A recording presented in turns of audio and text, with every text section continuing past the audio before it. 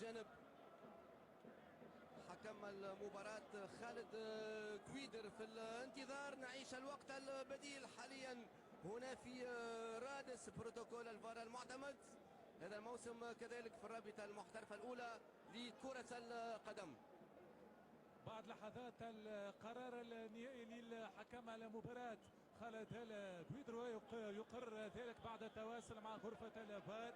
إقصاء حارس المرمى محمد عزيز البجاوي. في المقابل باش يدخل حارس الثاني أسامة الأمامي باش يتم بطبيعة الحال يعني التغيير بلاعب يواصل منقوص عدديا في آخر لحظات هذه المباراة. نذكر ب1-0 الترجي من كرة كوسيل أبو عالية اللي أعطى بها الأسبقية لفريقه. في المقابل انتظروا خروج محمد عزيز البجاوي بداعي الإقصاء رفع البطاقة الحمراء. في المقابل أسامة الأمامي سيكمل المباراة. هذه الكرة الأخيرة والحوار مع البرازيلي يان ساس ولمس الكرة باليد بقرار من حكم المباراة ودخول في المقابل بعد لحظات أسامة الأمامي. شاهدوا في عزيز البجاوي اللي باش يغادر المباراة تقريبا أقل من دقيقة على نهاية هذه المواجهة بين الترجي والشبيبة القيروان مع ضربة مخالفة.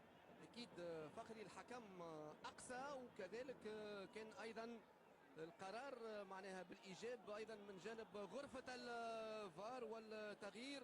ريان الحمروني باش يغادر وأسامة الهمامي ياخذ مكانه في التشكيلة الأساسية.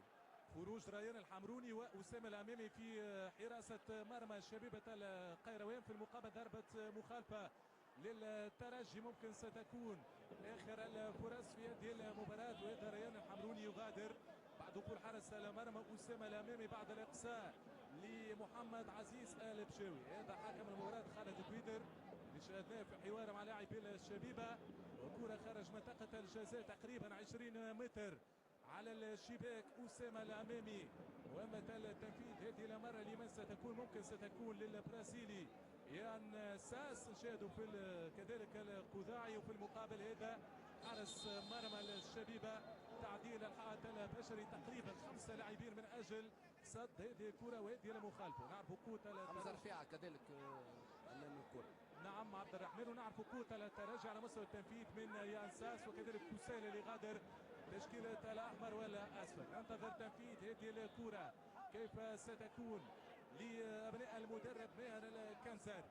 هذا كما قلت الجدار والحائط البشري لفريق الشبيبة. في المقابل حمزة رفيعة وكذلك بن حميدة ويان ساس من سينفذ هذه الكرة. يتقدم التمهيد ثم التصويب من بن حميدة وترجع في مرة أولى ثم في مرة ثانية وتبعد الكرة عبد الرحمن من دفاع شبيبة القيروان. سعيد نعيش الوقت البديل أكيد فخري للوقت البديل والنتيجة دائما هدف مقابل 0 لصالح الترجي. وكوناتي والاندفاع والكرة للركنية لصالح الترجي.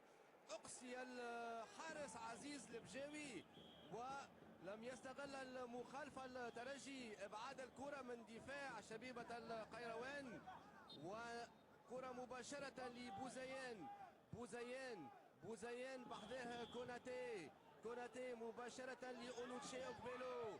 التوزيعة من أوكبيلو في مناطق الجزاء ثم أوكبا عكس الهجوم لفريق الشبيبة. هجوم خطير لشبيبة القيروان ثم أونوتشي أوكبيلو والإشارة أن المباراة انتهت من جانب الحكم خالد كويدر بأسبقية ضئيلة من جانب الترجي. هدف مقابل 0 في مباراة اليوم على إقصاء لعزيز البجاوي وإعادة للمخالفة المنفذة من جانب الترجي وكوفران وأيضا كرة ثابتة حسمت